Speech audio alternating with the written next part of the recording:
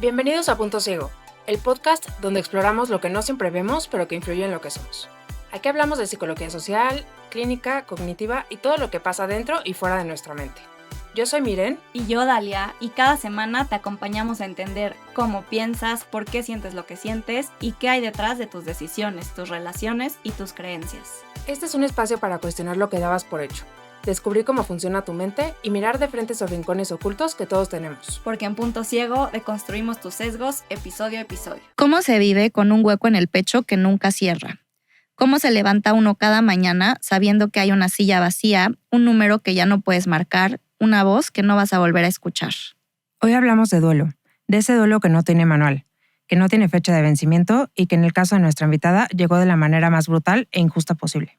Jimena Céspedes es abogada y madre. Su hija, Ana María Serrano, tenía 18 años, acababa de entrar a estudiar medicina y fue víctima de feminicidio el 12 de septiembre de 2023. Desde ese día, Jimena ha tenido que aprender a cargar dos cosas al mismo tiempo: el dolor más grande que existe y la lucha para que la muerte de su hija no quede impune. Hoy no venimos a hablar solo de un caso. Venimos a hablar de una mamá, de cómo se rompe, de cómo se recoge y de cómo convierte el amor por una hija en algo que puede cambiar el mundo. Jimena, muchísimas gracias por estar aquí y por confiar en nosotras en algo tan íntimo. Muchísimas gracias, Jimena. Gracias a ustedes por la invitación. Y bueno, queríamos empezar preguntándote un poco cómo era Ana María, qué le gustaba, qué hacía, qué le interesaba.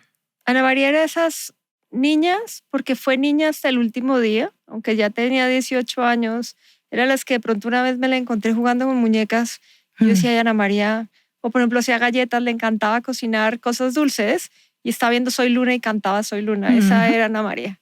Pero también a la vez era de esas jóvenes brillantes, no solamente porque era muy inteligente, sino porque todo le quedaba muy fácil para ella. Pero también eran las personas que ocupaba todos los espacios. No había manera en que uno no pudiera ver a Ana María, sentirla o estar pendiente de ella. Quería como estudiar veterinaria inicialmente, ¿no? Entonces, ¿nos puedes contar un poco como de cómo era esto, que le gustaban los animales y luego decidió estudiar medicina? Creo que sí, ella de chiquita siempre era la niña no sé, y no sé. Uno decía, ¿dónde comemos? No sé. Como que su palabra favorita era no sé. Le gustaba más que los demás tomaran decisiones, no tanto porque ya no las quisiera, sino porque decía, ¿para qué me tengo que preocupar de cosas que no tendría yo que preocuparme? Pero, por ejemplo, ella para lo que más amaba eran los animales. Una vez nos fuimos para un refugio en Chiapas de animales, pues dentro de la visita nos lo encontramos. Y dijo, a partir de ahorita quiero venir todos los veranos acá, está cuidando manatís y changos y cosas así. Y ella una vez le dijo al papá que lo que quería era que quería estudiar veterinaria porque lo que más le gustaban los animales.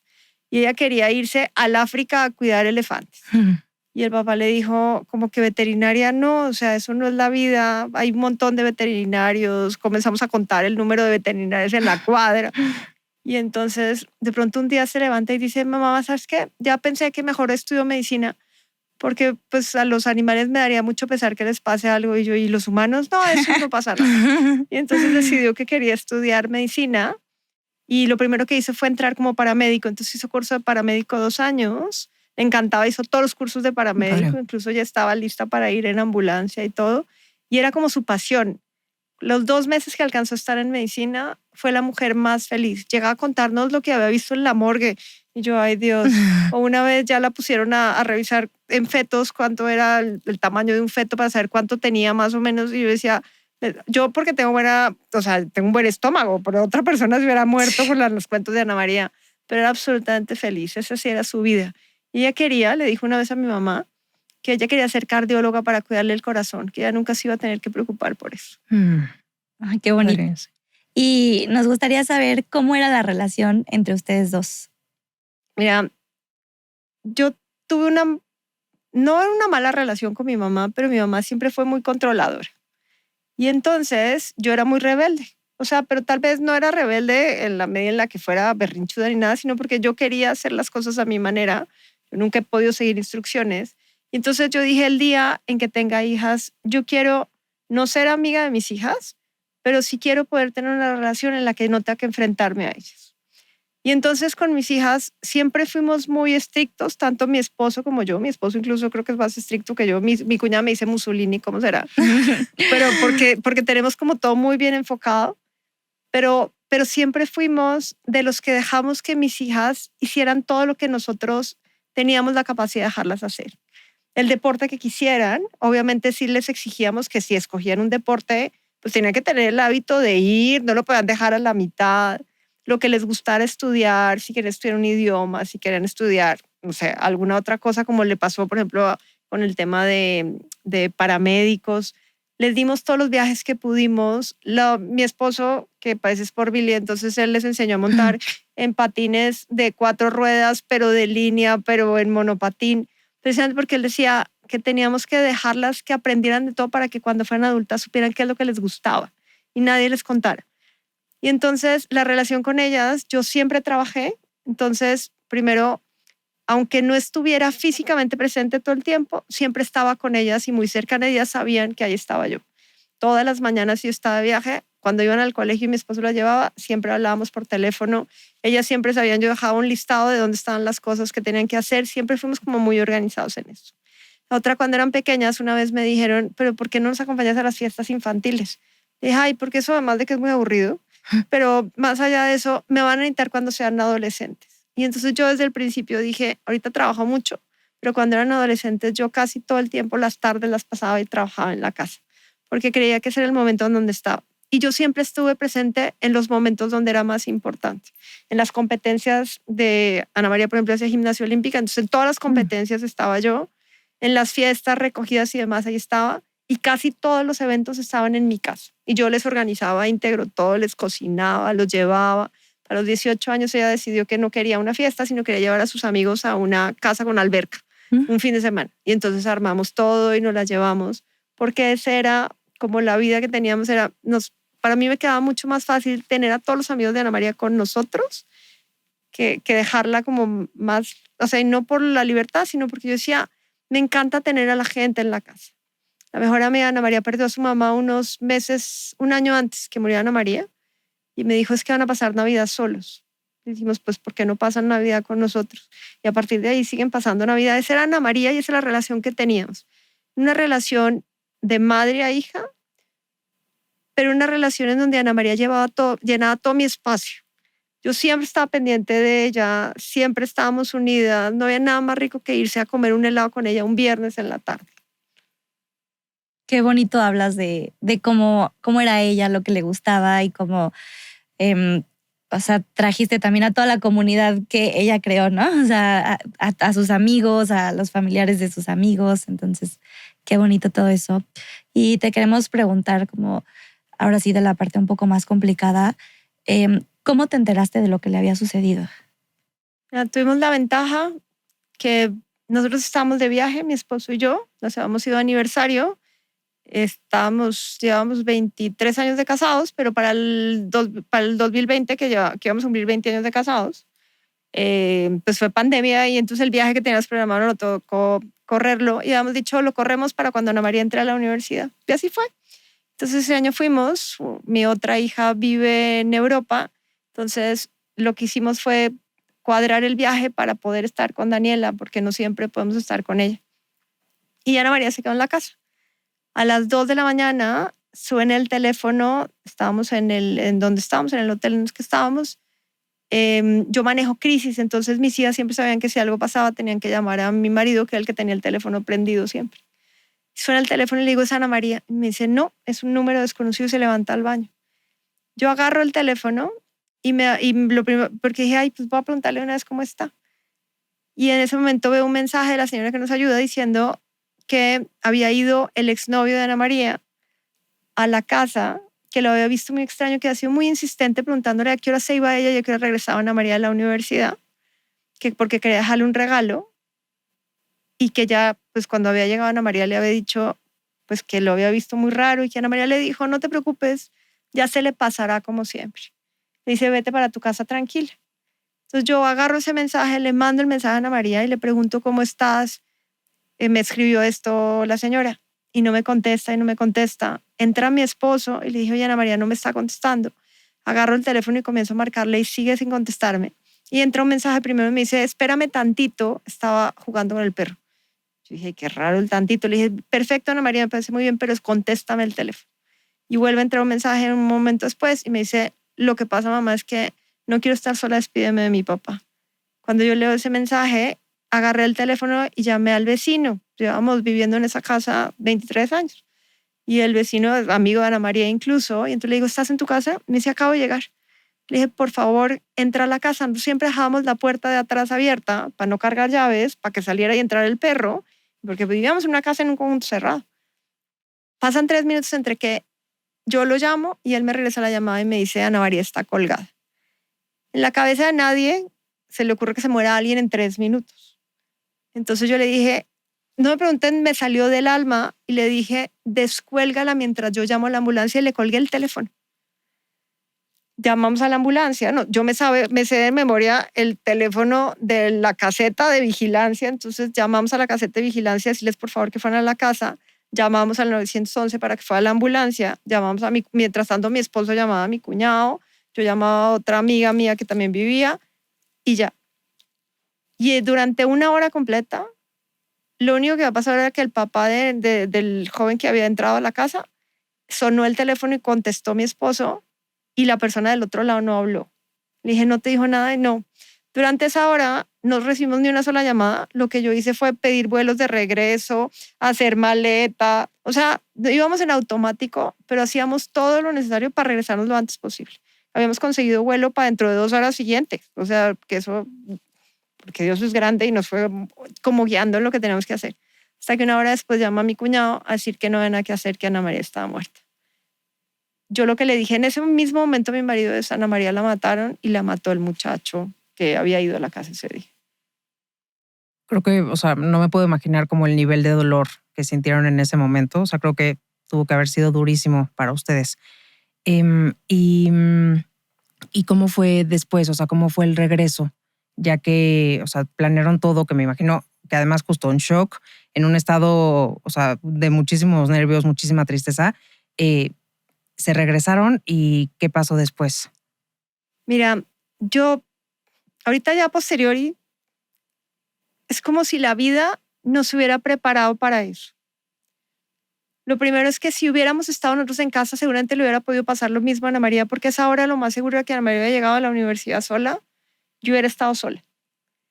Y haber entrado a la casa y ser alguno de nosotros el que la hubiera encontrado, primero no hubiéramos podido dejar la escena del crimen como estaba, hubiéramos hecho algo diferente, seguramente lo hubiéramos agarrado, lo hubiéramos llevado para el hospital, hubiera sido algo completamente diferente a lo que pasó.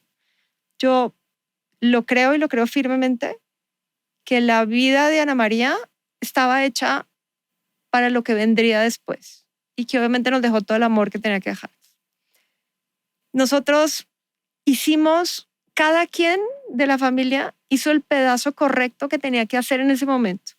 Yo pedí los vuelos y nos los consiguieron para dentro de 2 horas. Yo alcancé a pedir el Uber, hice todo lo que tenía que hacer para llegar al aeropuerto. Mi marido en el aeropuerto llama a un amigo abogado.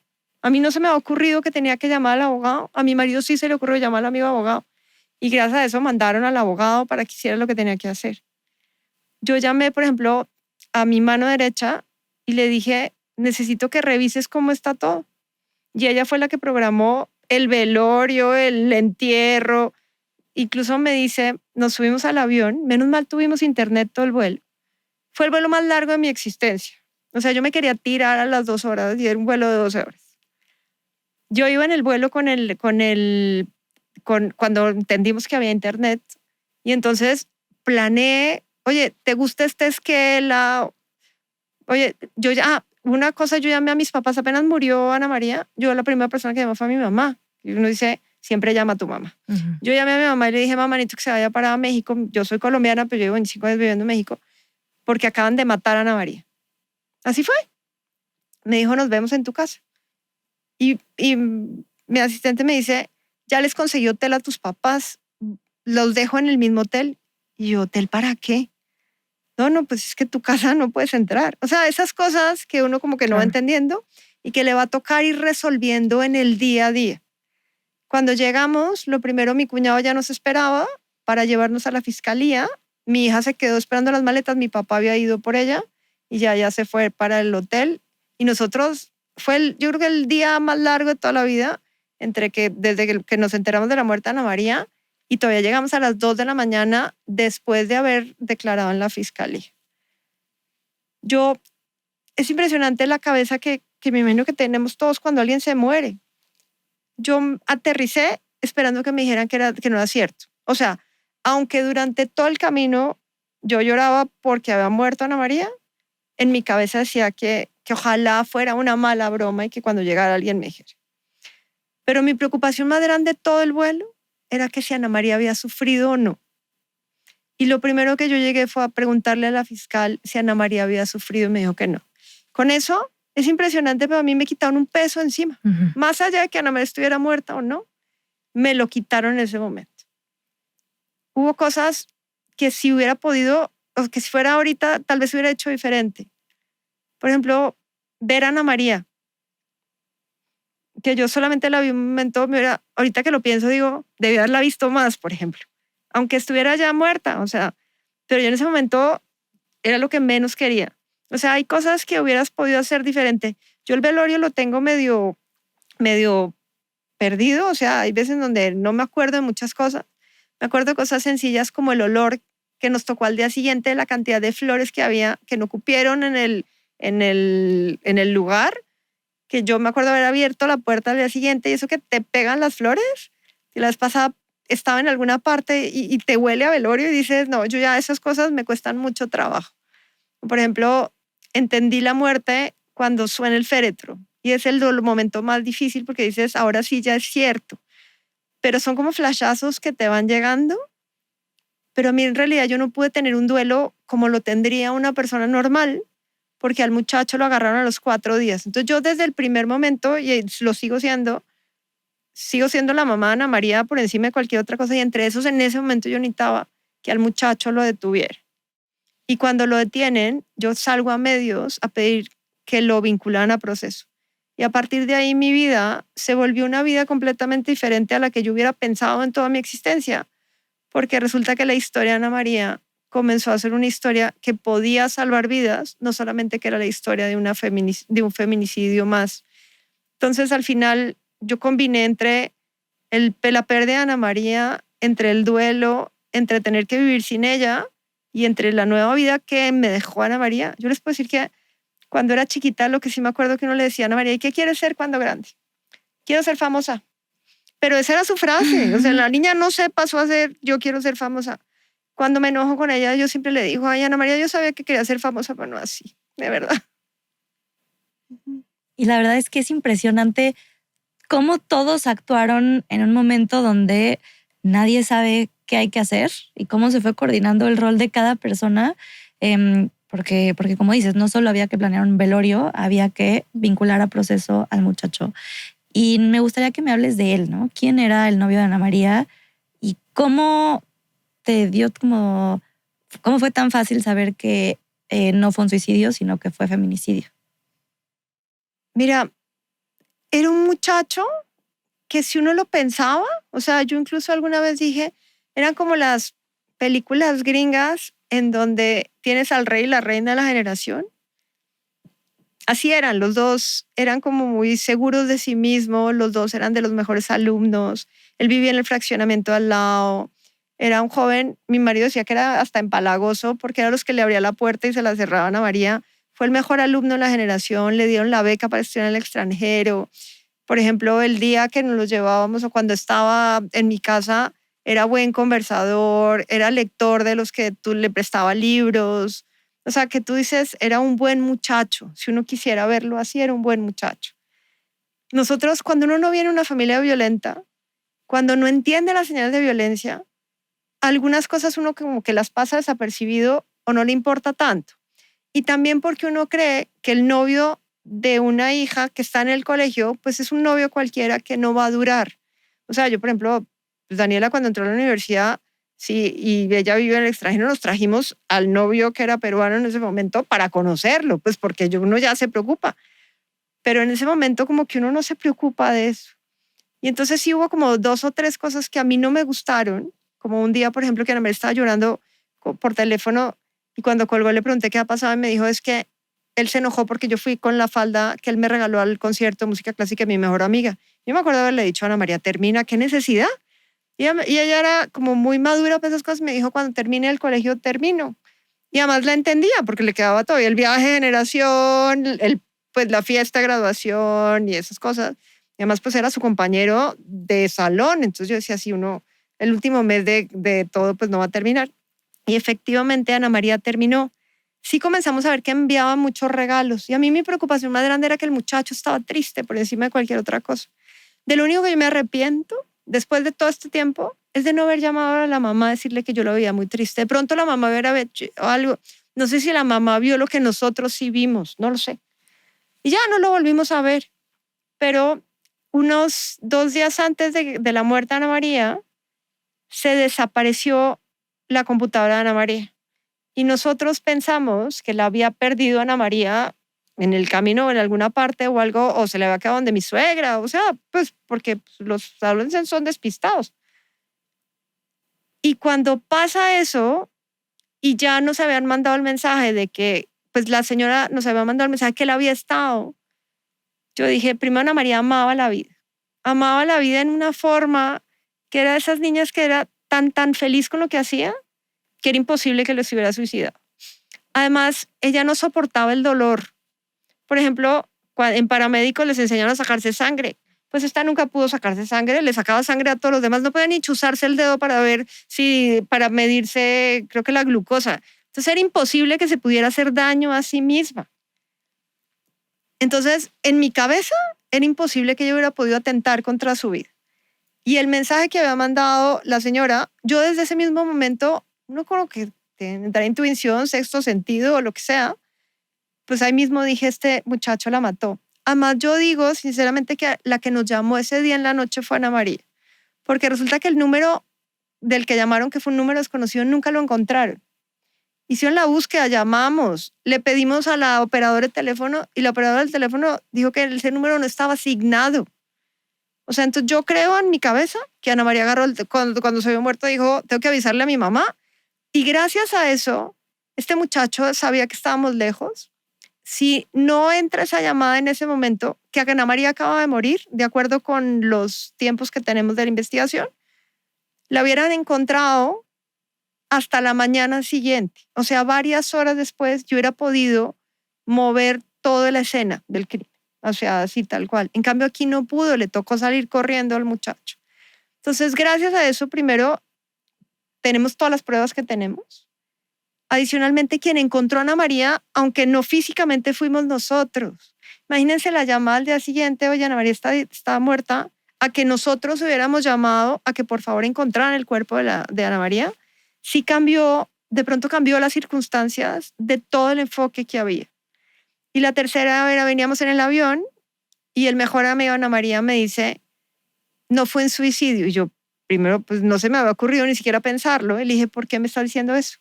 Me dice, porque ella me mandó un mensaje en la mañana y era un print screen del mensaje que este muchacho le había mandado a Ana María en donde la amenazaba y le decía que tenía que quitar las historias de Instagram con los amigos, que tenía que poner las historias de Instagram con él, que tenía que regresar con él o él iba a tomar cartas en el asunto. Y ella le pone abajo, le dice, si algo me pasa ya sabes quién fue. Entonces todas esas huellas, es como si Ana María hubiera dejado piedritas como Hansel y Gretel en todos los caminos para que nosotros supiéramos lo que había pasado y que pudiéramos hacer algo con eso. Pues me parece impresionante, o sea, como ver estas cosas de después, o sea, la llamada, que le dejó el mensaje, ¿no? Y también te quería decir como, o sea, muchas veces se puede ver a una persona que comete feminicidio como, no sé, como de cuento de la persona malísima y que todo el mundo sabe que es él y como, sí, como que se ve como que lo puede reconocer en la calle o así y en realidad son personas que están entre nosotros, justo que tienen un súper buen promedio, son súper buen estudiante, o sea, que no pensarías, ¿no? Y eso habla también pues de que muchas veces influye mucho como el sistema en el que vivimos, como machista, como que influye en todos, ¿no? Y te quería preguntar, como qué señal, o sea, ya que pasó esto, ¿qué señales posteriores viste como de que había violencia en la relación de Ana María? Mira, encontramos una carta cuando ya decidimos hacer algo profesional, digámoslo así, porque ya desde la muerte de Ana María me comenzaron a invitar primero a que contara la historia de Ana María y después a que contara la historia a jóvenes. Y cada vez que yo contaba la historia de Ana María, alguien levantaba la mano y me preguntaba cosas que hacían que a la persona le resonara y que me dijera, yo estoy sufriendo una relación violenta o he visto algo. Entonces cuando ya decidimos que teníamos que hacer algo con eso, yo siempre hablo con Ana María y le digo, Ana María, ¿qué le digo a los jóvenes? Y me encontré una carta, estaba enrollada en una caja que fue la única cosa que conservé de Ana María. Y cuando la despliego, era una carta escrita a puño y letra de este muchacho que decía, perdóname por lastimarte, nunca tuve la intención de hacerlo, fui muy tóxico contigo, también los celos fueron los que dañaron esta bonita relación. A mí me gustaría ser el padre de tus hijos, es lo que más anhelo, pero me la he pasado terminándote una y otra vez y descansado. Cuando yo agarro esa carta, yo lo siempre he dicho, si hubiera encontrado esa carta después de que hubieran terminado, hubiera dicho, este pobre niño está muy triste.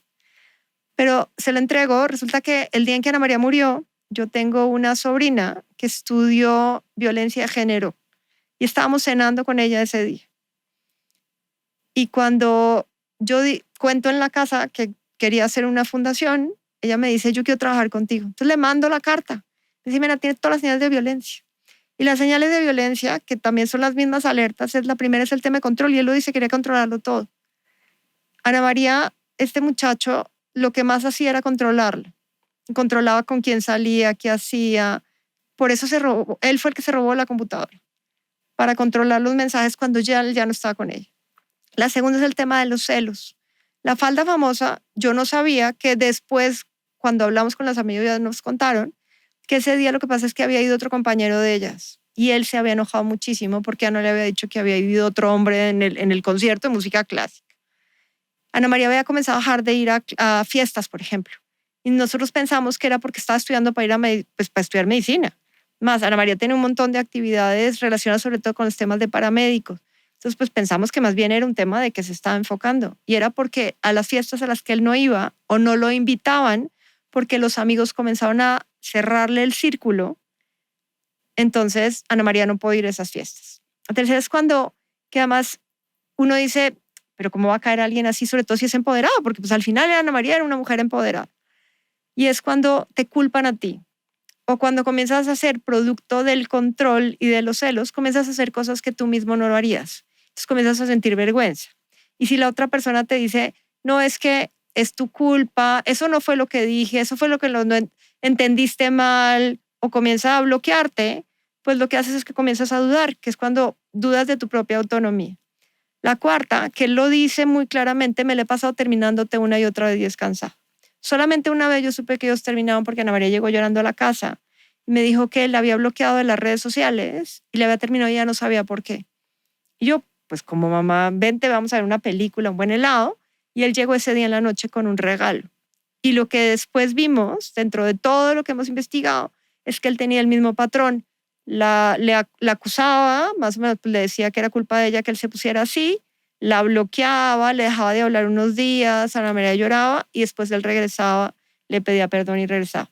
Y la más complicada de todas, que la gente no entiende, pero es la más, digamos que por eso pueden controlar a alguien, es cuando lo aíslan.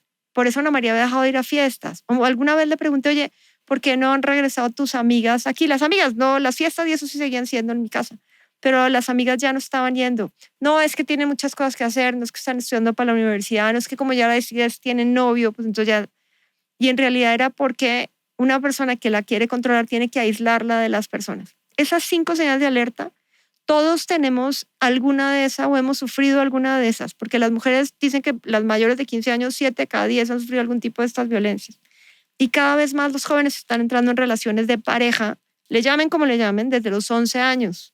Y entonces todos están comenzando a sufrir cada vez más este tipo de violencias y le pueden pasar de hombres a mujeres como de mujeres a hombres.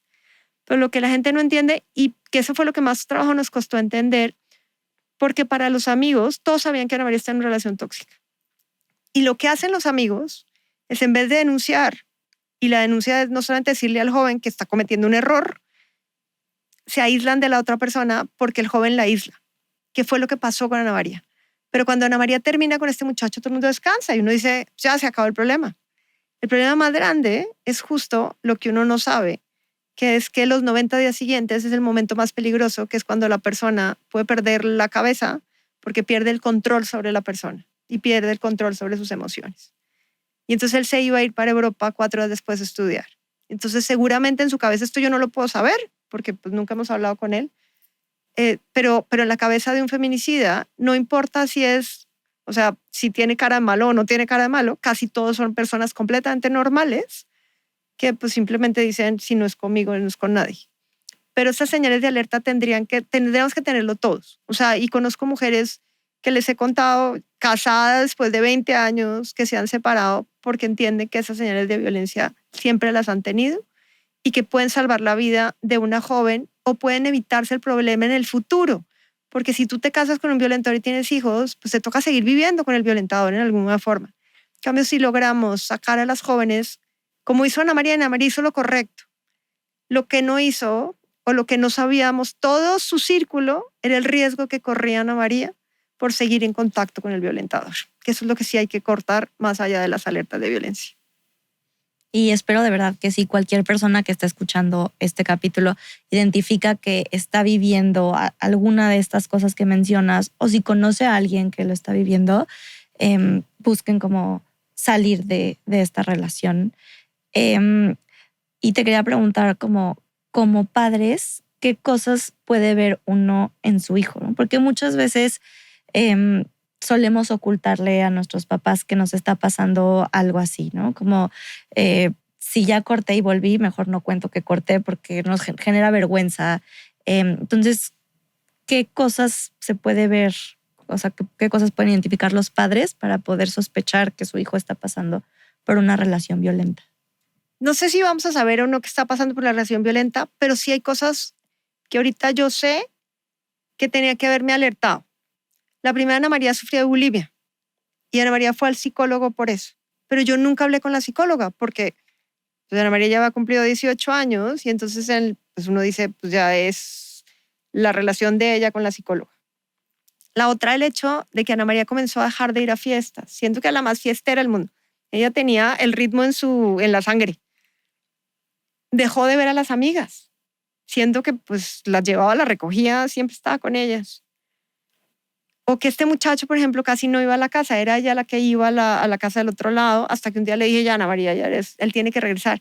O sea, esos pequeños detalles, sí, de pronto hubieran hecho que yo le preguntara a Ana María algo diferente de solamente cómo te ha ido.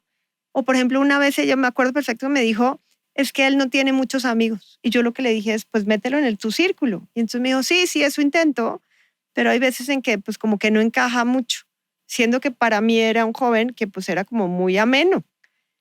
O sea, esas pequeñas cosas, pues ahorita tú dices, pues son alertas. Pero también hay algo que es importante y es que los padres casi siempre somos los últimos en enterarnos de lo que sea. Aunque tengamos la mejor relación, porque nadie puede decir que tuviera mala relación con Ana María. Ana María contaba todas las cosas excepto eso. Pero, por ejemplo, había padres, amigos nuestros, con los que seguimos viéndonos para todas las fiestas, todos los cumpleaños, que sus hijos sí les habían contado de la relación de Ana María. Y ellos nunca nos contaron, siendo que eran amigos nuestros. Entonces, muchas veces te puedes enterar a través de los demás.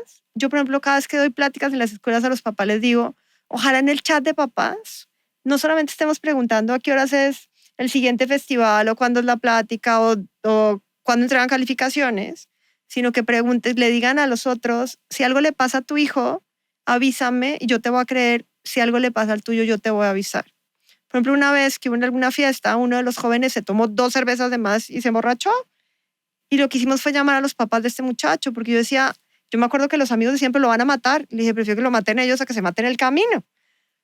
Esas cosas, si lograríamos hacer comunidad y hubiéramos podido hacer algo.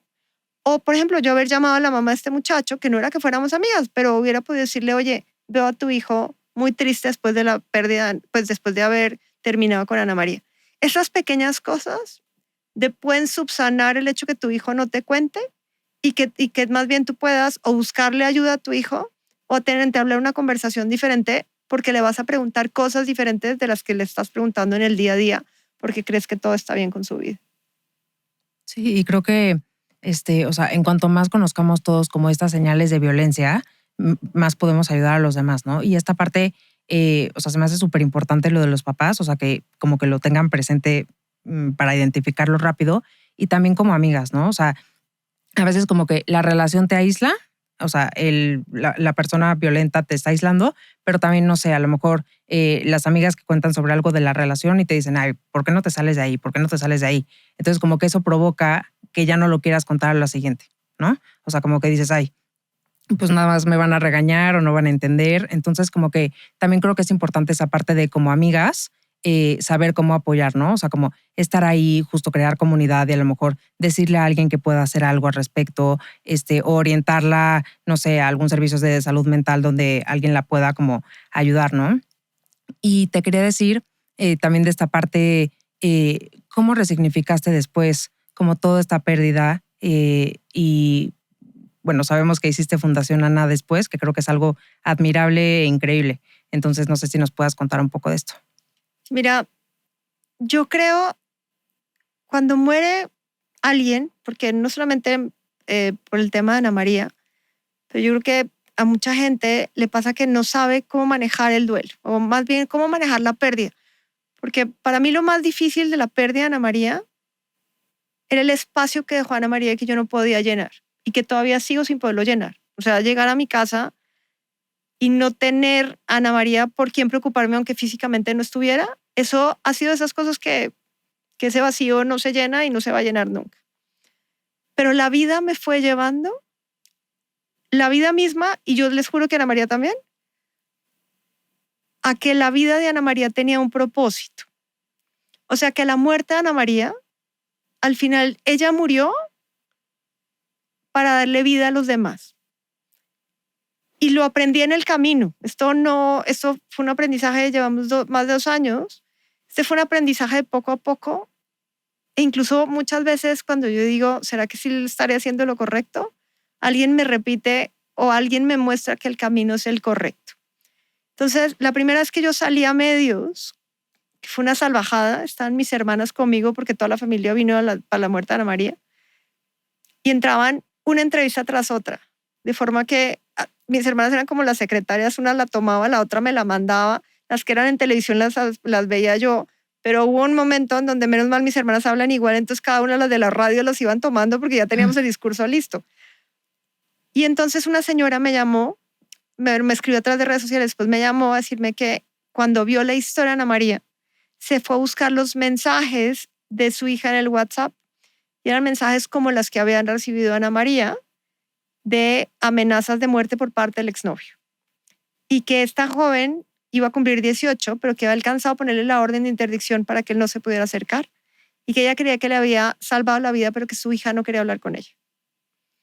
Le dije, pues si quieres hablo yo con ella. No me preguntes por qué se me ocurrió decirle que porque si yo hablaba con ella, siendo que yo no tengo ninguna formación ni de psicóloga ni de nada. A mí, yo solo dije, pues si puedo ayudar, pues ayudo. Me dice, pues yo no vivo en Ciudad de México. Pues yo voy a donde estoy. Agarré un vuelo, me fui para allá, mi marido así preocupadísimo. ¿Qué tal que sea una trampa? Pues porque pues tenemos a una persona en la cárcel, ¿no? No. Dije, no se me preguntes, voy a agarrar el vuelo y me voy a ir. Llegué allá, la mamá me recibió y después me senté con esta joven. Una joven como Ana María, preciosa, de buena familia, estudiante que estaba ya entrando a la universidad, y comenzó a contarme su vida. Me dijo, yo creo que es lo mismo que pasó con Ana María. Pero ella lo que más tenía era vergüenza. Y era vergüenza de que su mamá le contara a sus amigas y la juzgaran a ella, sin decir estas palabras, pero entendí que era eso. Y la otra, la vergüenza de lo que había sido capaz de hacer con el joven, aún sabiendo que eso no estaba bien, o que ella incluso había dicho que eso no lo haría nunca. Como por ejemplo tener relaciones antes de los 18 años. O él una vez la empujó en la moto. O ella era la que tenía que hacer las tareas de este muchacho. Entonces ahí aprendí que lo primero que teníamos que ser capaces de decirle a las mujeres era que no era culpa de ellas. Y que ojalá se lo tatuaran, se lo pusieran siempre en el espejo de no es tu culpa. Porque es lo que un violentador siempre usa. Y la segunda es el tema de la vergüenza. Y las entiendo porque la revictimización es eso, que te juzguen por encima de cualquier otra cosa, aunque no sea tu culpa y aunque nadie que está viviendo violencia sabe lo que vive la violencia del de enfrente y no podemos juzgarles. Y entonces ese día dije, la historia de Ana María salvó una vida. Puede salvar muchas más. De ahí comenzaron a invitarme, entonces yo fui como moderando el discurso hasta llegar al Ana María, ¿qué les tengo que decir? Y a partir de ahí entonces decidimos ya abrir la fundación y ya darle un propósito específico. Porque el tema de violencia de género es enorme. Uno podría hacer un montón de cosas. Y ya lo que decidimos fue enfocarnos al tema de la concientización, la educación a través no solamente del testimonio de Ana María, sino ya de cursos específicos para psicólogos, para abogados, para personas que quieran saber más o personas que han sido violentadas y que pueden ayudarnos a contar su testimonio. Entonces ya tenemos como esa oferta académica y desarrollamos herramientas, porque la gente no puede salir sola de una relación violenta. Con que yo les cuente la historia de Ana María, eso no va a hacer que salgas de la noche a la mañana. Entonces lo que decimos fue hacer herramientas, algunas tecnológicas, otras a punta de videos. Hicimos un kit de primeros auxilios, ya hicimos protocolos para escuelas, universidades y empresas. Entonces ya estamos desarrollando eso y tenemos ya tenemos como un listado de cosas que queremos seguir desarrollando. Y la última, que esa fue la que siempre he tenido en mi cabeza, pero que no sabía cómo se comía, que es el tema de la responsabilidad. Porque este muchacho está en la cárcel, pero los papás están haciendo hasta lo imposible para sacarlo. Hasta lo imposible.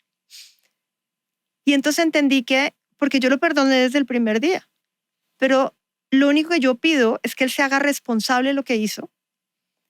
Y entendí que todos tendríamos que hacernos responsables de lo que hicimos o lo que dejamos de hacer o no hicimos. Y entonces dentro de la fundación el tema de concientización, estamos trabajando en la concientización en la responsabilidad, para que los hombres entiendan que son parte del problema, pero que pueden ser parte de la solución. De pronto el agresor no, porque le va a costar mucho trabajo entender que es agresor, pero su grupo de amigos sí pueden levantar la voz y decirle al agresor que es agresor, porque nadie se lo ha dicho. Y entonces trabajamos con otras fundaciones, como Fundación Gendes, que maneja el manejo de emociones y agresiones de los hombres. Y entonces a varios que nos han pedido ayuda, los hemos ido derivando de ahí. Entonces digamos que ese es el abanico, pero pues al final, si lo resumiera, ¿qué hace la fundación? Es un tema de concientización, de educación y de búsqueda de responsabilidad en los temas de violencia de género desde relaciones jóvenes, precisamente para que después no sea más complicado sacar a una persona de una relación violenta. Wow, o sea, de verdad es impresionante todo el trabajo que están haciendo y el abanico tan grande de formas en las que están atacando este problema. Me gustó mucho lo que dijiste, que la vida de Ana María fue para que otras personas puedan vivir. Se me hace como hermoso verlo desde esta perspectiva. Y bueno, hablaste ahora de cómo te gustaría que el exnovio de Ana María pues se haga responsable de lo que pasó. Entonces, me gustaría saber acerca del proceso legal, que la verdad es que no sabemos mucho cómo funciona aquí en México, pero ¿cómo has vivido este proceso legal? Mira, es una cosa espantosa. O sea, yo sí te puedo decir que lo único pedazo de todos los procesos que me han tocado vivir en la vida, el peor de todos ha sido el tema de la justicia. Y la justicia por varias razones. La primera es porque la justicia es muy lenta y porque hay un montón de recursos para la persona que comete los delitos y resulta que no hay muchos recursos para la persona que es víctima. Y entonces te encuentras con todo un aparato del Estado en el cual tratan de responsabilizarte de la carga de la prueba, de tal manera que a mí me tocó meterme en el proceso. Más allá de que teníamos abogados, más allá de que el trabajo sea del fiscal. Pero pues al final quien conoce a un hijo es uno, y entonces nos tocó hacer toda la investigación. Yo me acuerdo que siempre me han dicho, no mires las fotos. Pues en alguna de las pruebas que mandaron, pues resulta que abrí y salían las fotos. Entonces dije, pues me toca irle a decir al fiscal que pues eso tiene que hacer esta investigación por este lado, tiene que pedir las cosas, o pues me tocó comenzar a hablar ya he ido hasta la Secretaría de las Mujeres, ya he ido con los tribunales, pues porque al final, pues a nadie le duele más que a mí. Y entonces tienes que meterte en el proceso. Esa digamos que es la parte al final más difícil, pero también es la más fácil. Pero te enfrentas con el otro lado, que es cómo le pagas a varios abogados para que lo saquen aún sabiendo lo que hizo. Porque me pueden decir lo que sea, pero no solamente es tanto las pruebas, sino que uno siempre sabe lo que hacen sus hijos. O sea, lo siento mucho. Me pueden querer decir lo que quieran. Que no lo quieran ver es otra cosa. Pero ¿con qué cara puede uno decirle a la sociedad que puede sacar a alguien que es capaz de hacer eso? Porque aunque me digan que va a entrar a terapia, eso no le va a garantizar a la siguiente mujer que no va a hacer exactamente lo mismo. Y porque además, pues ¿cómo le dices a alguien que, porque al final lo que el muchacho cometió fue un error? Y uno tiene que hacerse responsable del error de acuerdo con lo que dice la justicia. Entonces ahorita el proceso, llevamos 2 años y medio sin juicio. Estuvimos durante 1 año parado por amparos y recursos. Después tuvimos la etapa intermedia que fue muy larga porque jugaron con los tiempos. Y ahora metieron recursos y metieron un amparo contra las medidas cautelares, que las medidas cautelares es que quieren que él siga el proceso en libertad. En México uno no puede seguir el proceso en libertad. Primero por ese tipo de delitos. O sea, no estamos hablando de un robo, no estamos hablando de algo, aquí es un riesgo para la sociedad. Entonces, no puede seguir en libertad. Pero estamos luchando para que no lo saquen, porque si no después, si lo sacan, imagínense el proceso, pues ya puede durar otros 10 años más y no pasa nada, pues porque el muchacho está afuera haciendo lo que quiere hacer. Entonces, el riesgo mayor justo es el tema del amparo. Es el que nos estamos trabajando. Estoy pidiéndole ayuda a todo el mundo, Ana María y sus ángeles, para que nos ayuden también. Entonces, entre el cielo y la tierra, esperamos que lo pueda hacer. Y más que todo, no porque yo necesite que se muera en la cárcel, no, ese nunca ha sido mi trabajo, ni siquiera mi deseo, al contrario. A mí me encantaría que él hiciera algo productivo desde la cárcel con su vida y con la vida de otros jóvenes que no quieren estar en la cárcel a los 21 años. Pero sí tiene que cumplir la justicia, porque yo no puedo vivir en paz si yo lo dejo libre o si yo dejo que la justicia lo deje libre. Entonces es muy difícil. Ahorita estamos luchando contra amparos, recursos. No sabemos cuánto tiempo más va a ser. Puede ser 1 año más, pueden ser más años. Hay personas que han sufrido esto y que les ha tocado juicios de 10 años, porque incluso aunque lo condenen, después hay 8 años más en donde él puede pedir un recurso. Entonces eso es un tema de nunca acabar. Yo creo que el duelo más grande es la falta de la justicia. Yo creo que ese sí es un duelo de verdad. Todos los demás, yo creo que vives con él y aprendes a vivir con él, con el de la justicia, ¿no? O la injusticia, más bien. Creo que da muchísima frustración e impotencia ver que además con todas las pruebas, ¿no? O sea, como que está clarísimo sí, qué fue lo que pasó y aún así como que no procede. Y te quería decir también como, comentas también que como que pudiste perdonarlo, ¿no? Pero también está esta parte de que obviamente quieres que se haga justicia, ¿no? Porque es lo que tiene que pasar. Entonces, ¿cómo conviven estas dos partes de que lo perdonaste, pero que también es importante que se haga justicia? Es como cuando tienes un hijo y te enojaste con él porque llegó borracho a la casa. No lo vas a dejar de querer por el hecho que cometió un error. Sí tienes que ponerle un límite, porque si no es falta de amor, o sea, no ponerle límites a los hijos es falta de amor. Siempre lo he entendido así. O sea, ahora lo tengo más claro por todo lo que he leído, pero en ese momento para mí era muy claro que teníamos que ponerle límites. Y aunque tu hijo cometa un error enorme, no vas a dejar de quererlo por el error. Aquí creo que convive igual. O sea, yo lo perdoné, pero el hecho de perdonar a la persona, primero me ayuda más a mí que a él seguramente. Y la otra es, de todas formas cometiste un error y tienes que cumplir la responsabilidad y pagar las consecuencias de tu error. Eso no quita que yo lo perdone o no. No, es una forma muy admirable de verlo, la verdad, porque creo que mucha gente estaría muy enojada y se nota que en ti no está el enojo, simplemente, como dices, ¿no? Las ganas de la justicia como es debida y además esto como medida de protección a otras mujeres y como precedente en este país también para que más víctimas se atrevan a denunciar, ¿no? Esperando que haya justicia, porque ahora también como muchas saben que la justicia es tan difícil, ni siquiera lo intentan y de esta forma la violencia se sigue perpetuando.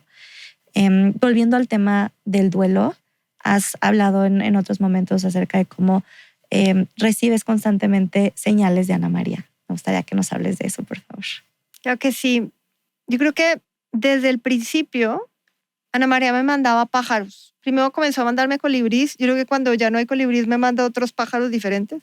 Una vez estábamos grabando un video en la casa y de pronto yo les había contado que me llegaban pájaros y todo el mundo me mira así con cara de sí, está bien. Creo que el primero fue mi marido. Estábamos sentados en la casa, en el sofá, estábamos viendo televisión cuando de pronto llega un pájaro y le golpea en la ventana. Le dije, ¿ves eso? Sí, pero es un pájaro. Dije, Ana María, ya estamos aquí. Y se fue el pájaro.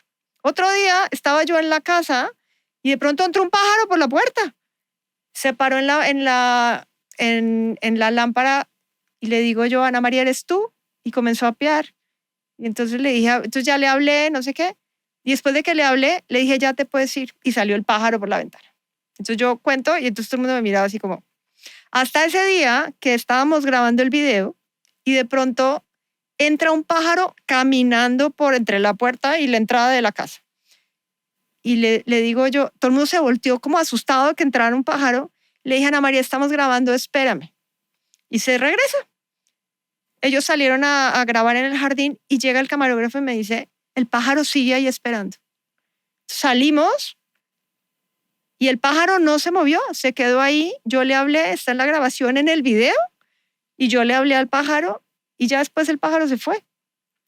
Y últimamente ya no me manda pájaros como tal. Bueno, estábamos en una conferencia hace poco, hace menos de un mes. Estábamos en el auditorio, estaba yo con mi equipo, ya había llegado gente y de pronto entró un pájaro y todo el mundo dice, ¿y ahora cómo sacamos el pájaro? Y le dije, no te preocupes, ya se va a salir. Gracias, Ana María, y salió el pájaro. Y ahora muchas veces me pasa que yo no llegan pájaros, pero me llegan plumas. Estaba en el cuarto de un hotel hace unos días, tenía 3 conferencias, era muy pesado. Y de pronto le dije, ay, Ana María, creo que ahora sí estoy cansada. Y de pronto me volteo en el cuarto del hotel y había una pluma. Le dije, bueno, Ana María, está bien, yo sigo adelante. Esas cosas me pasan. Leí un libro maravilloso que se llama Señales, de una medium que lo escribió y que ahorita acaba de escribir un nuevo libro que se llama Guided. Todavía está en inglés, no está todavía en español, en donde dice cómo vivir una vida con propósito aún a pesar del duelo. Es maravilloso. Y ella lo que dice es busca las señales. Y entonces yo lo que sí he encontrado es cuando voy tarde a alguna parte relacionado con el tema de la fundación, Ana María, por favor, necesito que se abra el tráfico, y se abre el tráfico. O entonces le digo, Ana María, ahora necesito que me digas algo, o mándame tú. La vez pasada me equivoqué, ahí me metí por el lugar más espantoso del mundo, 11 de la noche. Yo decía, mándame todos los ángeles para que me ayuden. Cuando comienzas a abrirte al universo, el universo te va pareciendo así. O entonces de pronto digo yo, no, es que necesito no sé qué, y de pronto te van llegando, o te llega la persona con el tema correcto. Lo que necesitas es abrirte al universo. Y Ana María me lo ha ido enseñando una y otra vez. Y entonces cada vez es más fácil de creer. O antes de entrar al aire les contaba de una joven que me dijo que su amiga le había dicho que la historia de Ana María, y que ella había soñado con Ana María ese día en un bosque, y que Ana María le había dicho que tuviera fe y que confiara en ella, y que había decidido salir de una relación. U otra vez, un colegio, de pronto veo yo un mensaje y les escribo y les digo, bueno, si quieren voy. Y fui no sé, hagan de cuenta 2 semanas después. Y llega la rectora ese día y me dice, le tengo que contar algo. Y yo, ¿qué pasó? Me dijo, le escribí por varios lugares y en ninguna parte nos contestaban, ni de la fundación, ni de ninguna parte.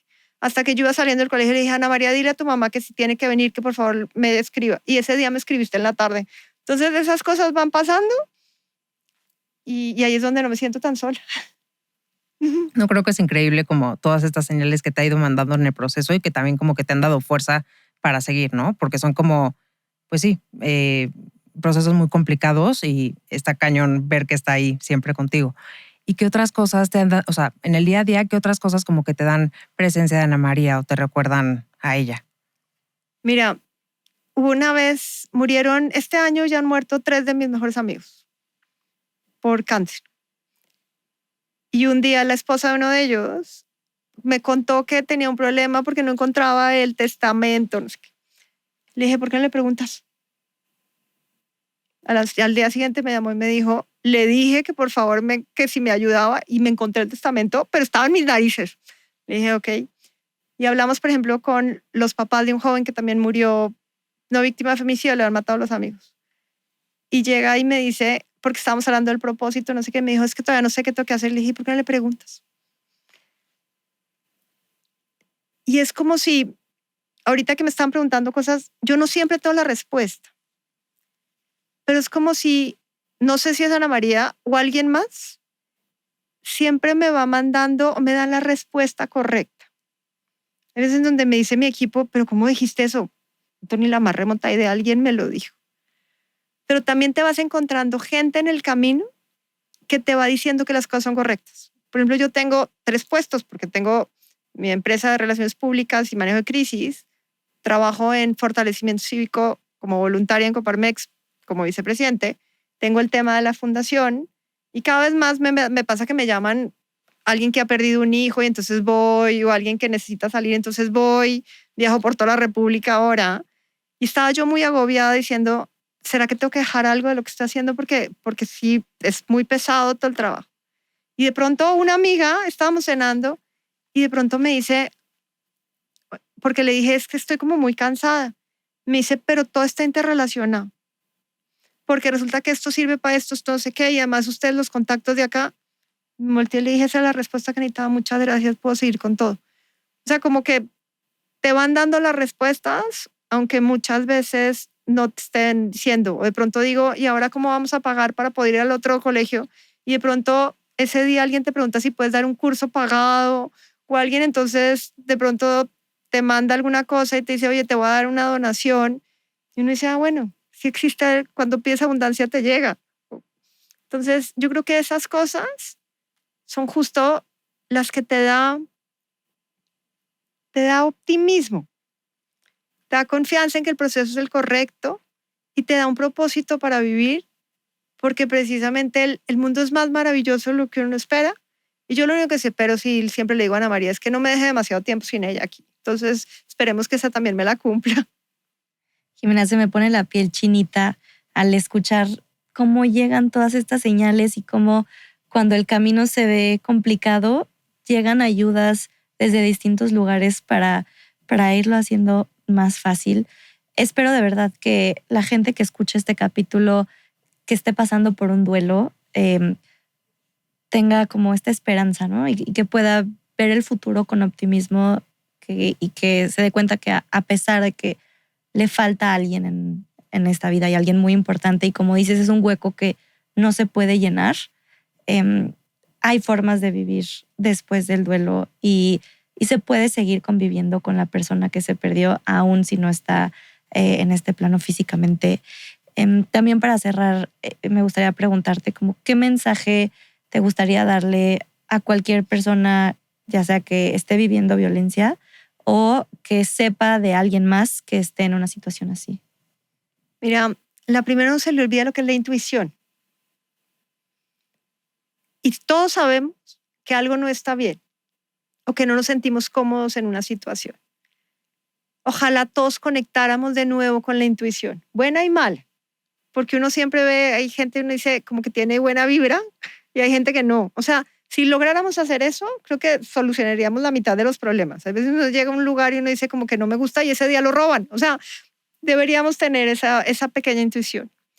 La segunda es, nadie puede solo. Por ejemplo, tenemos un problema como mujeres y es que somos muy empáticas en el dolor y muy poco empáticos en los logros de los demás.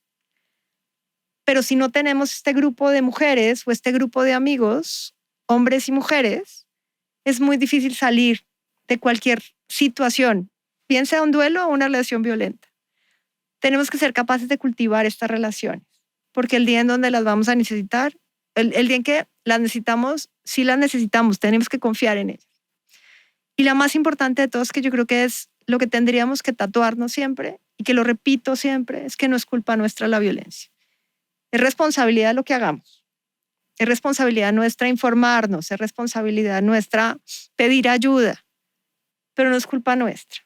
Y ojalá de verdad, si alguien me pregunta, ¿qué tendríamos que hablar de aquí? Que no es culpa tuya la violencia, no importa quién le esté sufriendo y no importa de dónde venga. Sí, creo que me parece importantísimo todo lo que dices. Creo que es importantísimo lo de no es culpa tuya. Es importantísimo tener una red de apoyo, estar para estas personas, saber también siempre reconocer las señales de violencia cuando aparecen, ¿no? O sea, como que más gente pueda escuchar esto para que lo pueda reconocer cuando está ahí. Y creo que, eres súper admirable por lo que estás haciendo, por cómo resignificas todo lo que viviste, que tuvo que haber sido durísimo para ti, durísimo para tu familia. Entonces, de verdad, te admiro un montón por todo. Y creo que también hay muchas mamás mexicanas que están pasando por una situación similar, 11 diario. Entonces, pues sí, o sea, como ojalá podamos todos como involucrarnos en esto y cada quien desde su trinchera hacer lo que se pueda, ¿no? O sea, hasta siendo una buena amiga, como hablábamos hace rato, o ayudando más directamente, no sé, en una fundación o algo así. Entonces también por eso te quería preguntar, para la gente que quiera como participar en Fundación ANA, ¿cómo pueden contactarte? Claro que sí, mira, nos puedes contactar a través de las redes sociales de la fundación, se llama fundacionana.com y en todas las redes sociales nos llamamos como Fundación ANA. Nosotros tenemos varias formas de ayuda.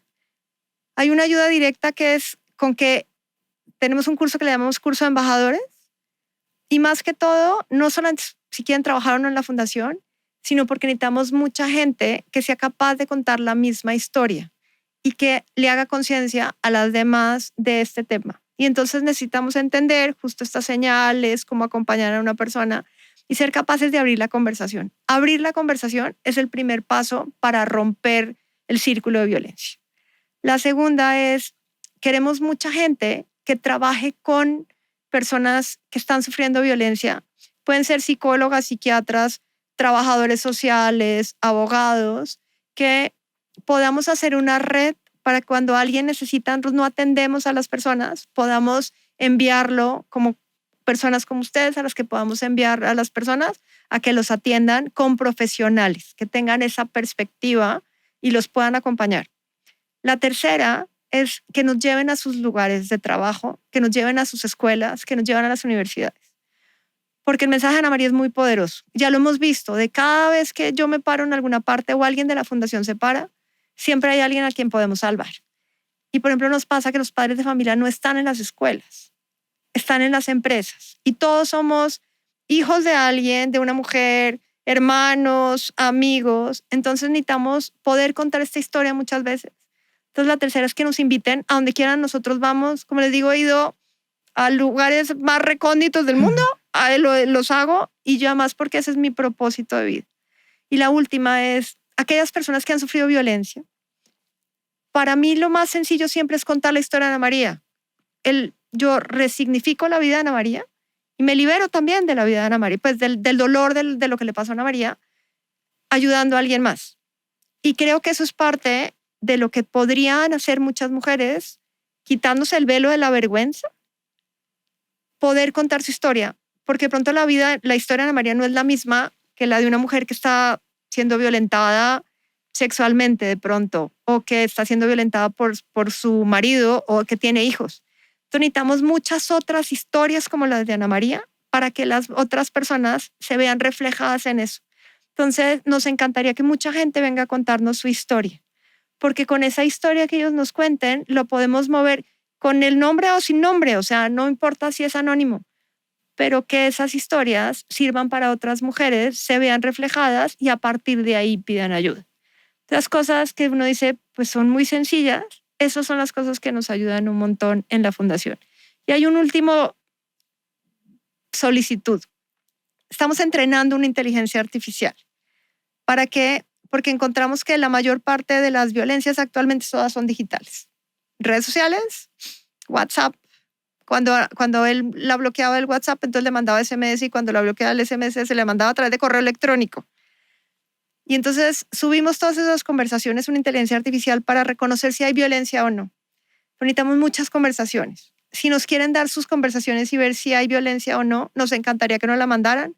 A través de la fundación nos pueden escribir y decir, yo tengo estas conversaciones para poder entrenar al modelo. Eso nos ayudaría un montón porque les juro que muchos de nosotros tenemos conversaciones agresivas en nuestros chats. Definitivamente, y creo que, wow, ya diste muchísimas formas en las que la gente puede ayudar. Espero que los que nos estén escuchando se inspiren y cada quien desde donde pueda participe en todas estas iniciativas que tiene Fundación ANA. Quiero decir rápidamente los números de emergencia para que si conocen a alguien que está viviendo violencia o alguien que nos escucha está viviendo una situación de violencia, pueda pedir ayuda. Entonces, el 911 para emergencias inmediatas, la Red Nacional de Refugios, que es 800-822-4460, y la línea de mujeres, que es Locatel en Ciudad de México, es *0311 o 55 56 58 11 11. De verdad, Jimena, muchísimas gracias por haber venido a contarnos tu testimonio. Es un testimonio inspirador, poderoso y esperemos que podamos impedir más muertes al contar y compartir esta historia. Sí, de verdad, muchísimas gracias por venir, Jimena. O sea, creo que todos van a aprender un montón de la conversación contigo y sí, muchísimas gracias por todo lo que estás haciendo también. No, gracias a ustedes por lo que están haciendo y gracias por invitarme.